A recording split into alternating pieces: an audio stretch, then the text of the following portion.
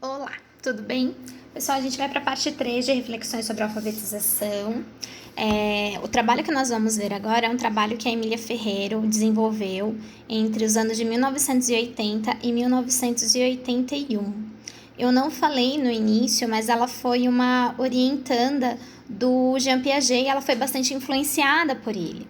Então, esse trabalho que ela fez, ela toma como base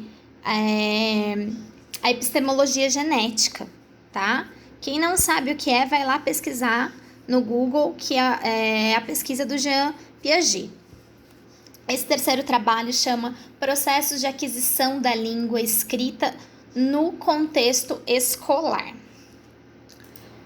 Ela vai iniciar falando novamente sobre o fato de a escola como um espaço para controlar o processo de ensino-aprendizagem.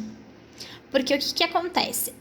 O tempo inteiro ela coloca que a criança tem conhecimentos dela e que ela é influenciada por aquilo que ela tem contato, mas que ela também cria conhecimento, ela é uma produtora, ela constrói conhecimento. Então, primeiro ela vai fazer uma crítica a essa escola que acha que a aprendizagem só acontece dentro da escola. E aí o que ela fala? Que as crianças elas ignoram essa restrição.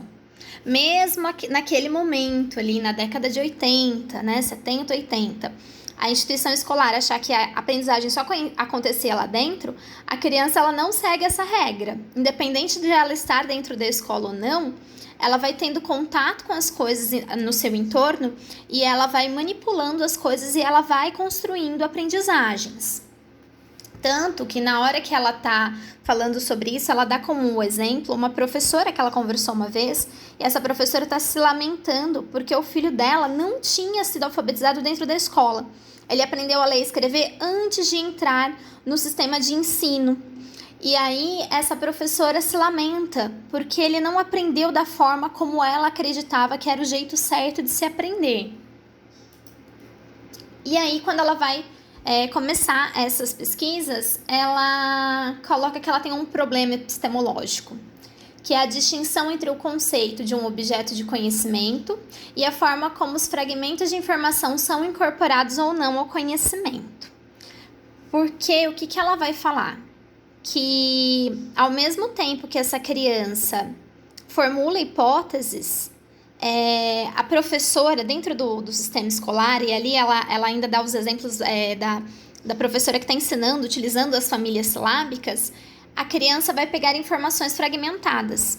Porque para nós, enquanto usando o método, nós acreditamos que a criança está entendendo exatamente o que a gente está colocando, e na verdade não é o que está acontecendo. A criança pega fragmentos, ela age sobre esses fragmentos, e aí essa pesquisa dela vai evidenciar os passos para o aprendizado da alfabetização formulados a partir da criança. E aí ela fala o seguinte na página 65, que a construção de um objeto de conhecimento implica muito mais que mera coleção de informações. É uma coisa que a gente fala muito hoje na sociedade da informação, que você ter um monte de informação sobre alguma coisa não gera conhecimento. E ali, naquele momento, na década de 80, é isso mesmo que ela está criticando na escola. Não adianta o professor entrar dentro da sala e ficar dando um monte de informação sobre a alfabetização e ficar martelando em cima do método e achar que isso é suficiente para a criança aprender, porque isso não é suficiente, não vai gerar conhecimento.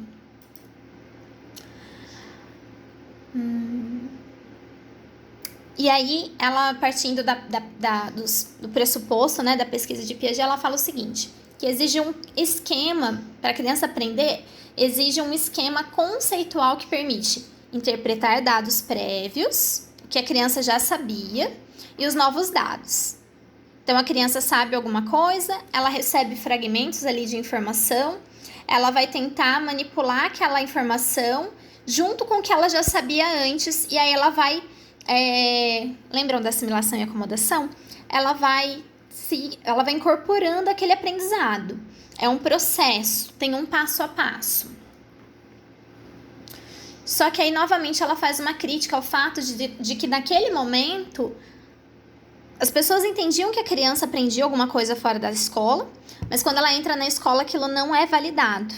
E aí, conforme passava o ano letivo, as coisas que as crianças produziam, as suas escritas, o que elas estavam tentando fazer, o professor não tinha a visão do ponto de vista da criança, ele tinha a visão do ponto de vista dele.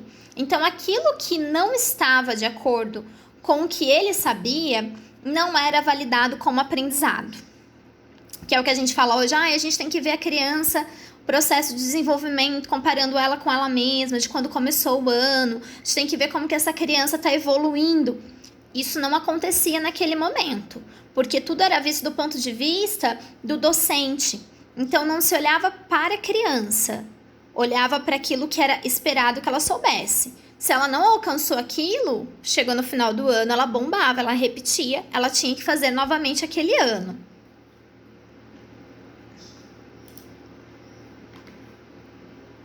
O propósito de manter o processo de aprendizagem sob controle traz implícita a suposição de que os procedimentos de ensino determinam os passos na progressão da aprendizagem. Página 66. Por quê?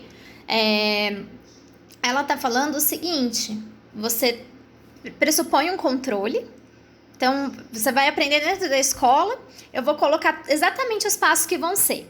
Então, eu vou te ensinar as letrinhas, aí a gente vai juntar, vou te ensinar as famílias silábicas, a gente vai compor as famílias silábicas, depois a gente vai aprender a fazer dígrafos, e a gente vai aprender a fazer encontros consonantais, e aí, de repente, você aprendeu como é que faz a palavra, a gente vai aprender a fazer frase, a gente vai aprender a fazer texto. Tudo que saía desse contexto, você sai ali da ordem, você está gerindo, você tem uma ordem, você tem passos para você aprender. E a pesquisa dela evidenciou que a criança, dentro do cérebro dela, não funcionava exatamente dessa forma. Você tinha uma porcentagem de crianças que iam aprender dentro desse esquema, mas não era a maioria, era uma minoria.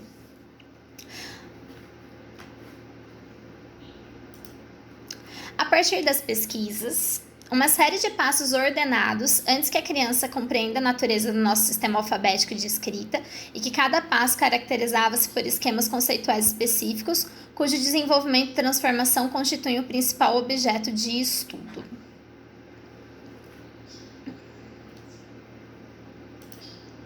Esses esquemas implicam sempre em um processo construtivo no qual as crianças levam em conta parte da informação dada e introduzem sempre ao mesmo tempo algo pessoal. Novamente falando sobre aquilo que ela estava afirmando, que a criança, não adianta a gente achar que a criança está absorvendo exatamente aquilo que a gente está falando. Ela vai agir sobre o objeto de conhecimento, que é a linguagem escrita. Na página 69, a Emília Ferreiro fala o seguinte: um dos dados mais recentes que obtivemos foi este. Muitas crianças que ao começarem a escola de primeiro grau estão em níveis conceituais muito elementares acerca do sistema de escrita, seguem durante o primeiro ano escolar a mesma progressão que outras crianças apresentam antes de entrar para a escola. Isto ocorre apesar de estarem expostas às ações sistemáticas planejadas para fazê-las compreender diretamente o sistema alfabético de escrita. O que ela percebeu? Que as ações eram as mesmas, mas tinham crianças que aprendiam e crianças que não aprendiam. E eles começaram a perceber que as crianças que não tinham contato com esse mundo letrado eram as crianças que tinham mais dificuldade. Então, a Emília Ferreiro, ela teve um grande interesse pelo sistema da escola pública. E principalmente com as crianças que não tinham contato com o mundo letrado. Então, essa pesquisa dela, ela foi feita com quase 1.000 alunos da escola pública, para ela entender um pouco o que acontecia para essas crianças não aprenderem. Porque, na verdade, o que acontecia era o seguinte, não é que a criança não aprendia. Ela não aprendia de acordo com a forma como a escola pública fazia a validação. Então, durante essa pesquisa, o que ela vai perceber? A maioria das crianças teve, sim, evolução dentro da escola, mas como não era a evolução que a escola impunha, aquilo que ela tinha que alcançar, isso é desvalorizado, isso não é levado em consideração. As análises, elas funcionavam assim. Então, foram quase 1.000 crianças entre 1980 e 1981. Ela ficou um ano acompanhando essas crianças dentro do sistema regular de ensino. E a cada 2 meses ou 2 meses e meio, eles iam até as escolas e aí eles faziam uma produção de escrita. Sabe quando a gente faz aquele teste que você pega um campo semântico, você fala 4 palavrinhas para a criança, cada uma com uma quantidade de sílabas, e aí a gente vê em qual nível de aprendizagem que ela tá? Se ela é pré-silábica, se ela é silábica, se ela é silábico-alfabética ou se ela é alfabética. Esse teste, ele foi desenvolvido pela Emília Ferreiro lá na década de 80, e é esse teste que ela leva para dentro da escola para acompanhar o desenvolvimento dessas crianças.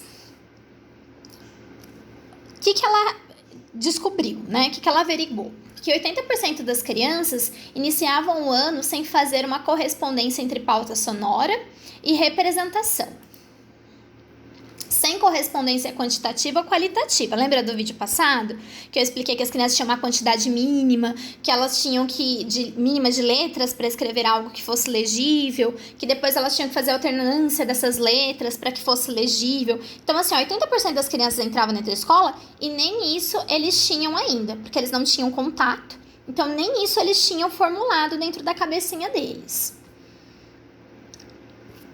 33% da amostra passou de um nível de contextualização para o próximo sem omitir nenhum passo. Então, quando ela começou lá no início do ano e ela foi até o final do ano, 33% da amostra passou por todos os passos. Pré-silábico, silábico, silábico alfabético e alfabético. 38% seguiram a evolução, mas um dos passos foi omitido. 13% não fizeram progressos significativos. E 16% das crianças passaram diretamente do período pré-silábico para o alfabético no intervalo de 2 meses. Então, quando eles começaram as pesquisas, dessas crianças que estavam ali sendo analisadas, 16% aprenderam em 2 meses, foram alfabetizadas em 2 meses. E o restante, cada uma mostrou ali uma forma de passar pela etapa do desenvolvimento. Mas o tempo inteiro ela coloca que é um sistema diferente daquele que estava sendo ensinado pelo professor. Mas ela não diz que o professor não deve ensinar. Lembra do vídeo passado, ela fala sobre a importância das práticas alfabetizadoras. O que vai ensinar não é simplesmente o método. Só que você não deve deixar de ensinar para a criança. Por quê? Porque a criança vai pegar aquilo que ela já sabe, ela vai pegar parte desses fragmentos dessa informação, ela vai juntar com o que ela já sabe e aí ela vai criar um novo conhecimento. E é muito interessante, porque nessa parte ela fala de 2 alunos. Um dos alunos tem bastante dificuldade e conforme ela vai acompanhando, que ela volta a cada 2 meses, no início, quando ela pede para a menina escrever as palavras, a professora está ensinando as famílias silábicas. Então, quando ela coloca o teste para a Olga vai colocando as palavras, ela vai escrevendo, então ela vai escrever assim: pão, sassassi, sossussu. Ai, caneta, sassassi, sossu. Chuva, sassassi, sossu. Seja qual for a palavra, ela fica repetindo a sequência da família silábica, que era o que a professora estava expondo. Então, naquele momento, a menina entendeu que para você escrever, você ia usar letras. E aí ela repete aquilo.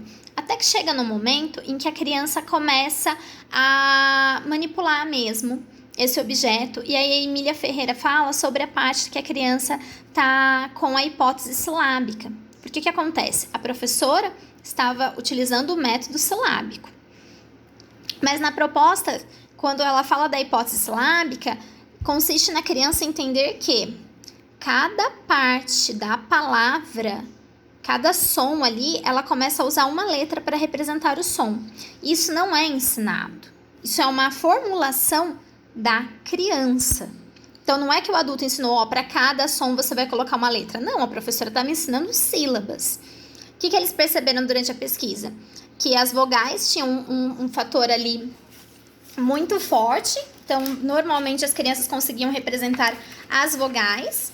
E é interessante porque essa Olga, o que a Emília percebe? Ela tem uma evolução muito grande. Quando termina o ano, ela tá ali numa formulação, ela tava silábica já, mas ela é retida, ela não continua. A escola entende que ela não aprendeu e que ela não evoluiu. E aí tem um outro aluno que ela nos apresenta, que é o Omar. E conforme ele tá passando de uma fase para outra, é interessante, porque quando ele passa do silábico para o silábico alfabético, fica muito evidente aquilo que estava escrito na pesquisa do Jean Piaget. Porque tem um momento em que quando ele tem conflitos, então, por exemplo, ele vai escrever... Deixa eu ver, eu acho que eu anotei aqui. Vou encontrar nas minhas anotações loucas. Ele vai escrever calabaza. Calabaza é a moranga. E para escrever calabaza, o que ele vai fazer? Calabaza. Ele vai colocar um monte de letrinhas A. Porque como ele tá percebendo o som da vogal, ele coloca um monte de A. Só que na hora que ele terminava de escrever e ela perguntava o que estava escrito, ele tinha aquele período de lembrar do período anterior, aquele conhecimento que ele tinha antes. Então, a questão qualitativa. Se eu tenho um monte de letra A, essa palavra não é legível. Então, é esse momento assim, que a criança, ela tá indo, mas aí ela volta. Porque quando ela volta no conhecimento anterior, ele percebe que a palavra não é legível, de acordo com o atributo anterior que ele tinha aprendido, a hipótese anterior. Então, o que ele faz? Ele começa a colocar outras letras. Por isso que ela fala que você tem que acompanhar o processo, como que a criança escreveu, para você entender o que ela estava pensando, tá? Isso é importante na nossa prática, porque às vezes você vai colocar para a criança fazer, você segue esse roteiro de falar as 4 palavras dentro do campo semântico, e aí de repente você olha e fala, eu achei que ela estava num período e ela está em outro. Não é. Ela está entrando em conflito com um aprendizado anterior. Só que quando passava um tempo, passava os outros 2 meses, ela voltava, aí ele já não estava mais em conflito com isso.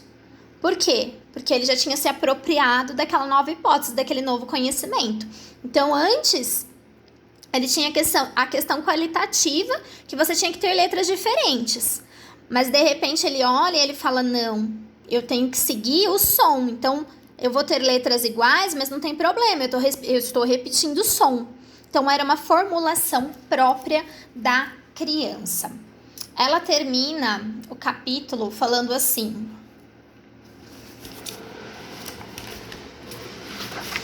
Deixa eu captar aqui.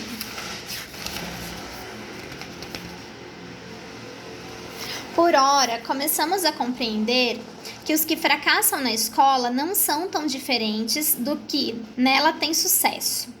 Para todos eles, o desenvolvimento da leitura e escrita é um processo construtivo. A informação disponível, inclusive a informação sistemática propiciada pela escola, é apenas um dos fatores intervenientes. Se as crianças testam com tanto esforço diversas hipóteses estranhas a nosso modo de pensar, por alguma razão há de ser. Apesar das práticas escolares, seu problema não é compreender tal ou qual regra de correspondência sonora, tal ou qual escrita isolada. O seu problema é compreender a natureza do sistema de escrita que a sociedade lhes oferece. Para compreendê-lo enquanto sistema, estão obrigadas a reconstruí-lo internamente, em vez de recebê-lo como um conhecimento pré-elaborado. Então, a criança ela vai agir sobre o conhecimento. A escola achava que era dona do conhecimento, que a criança tinha que aprender da forma como a escola estava ensinando. E ali a pesquisa dela evidenciou que não era isso. A criança ia entrar em conflito, ela tinha conhecimentos prévios, ela tinha um período ali de assimilação, de acomodação. Ok? Falta uma última parte, eu vou tentar gravar essa semana ainda, tá?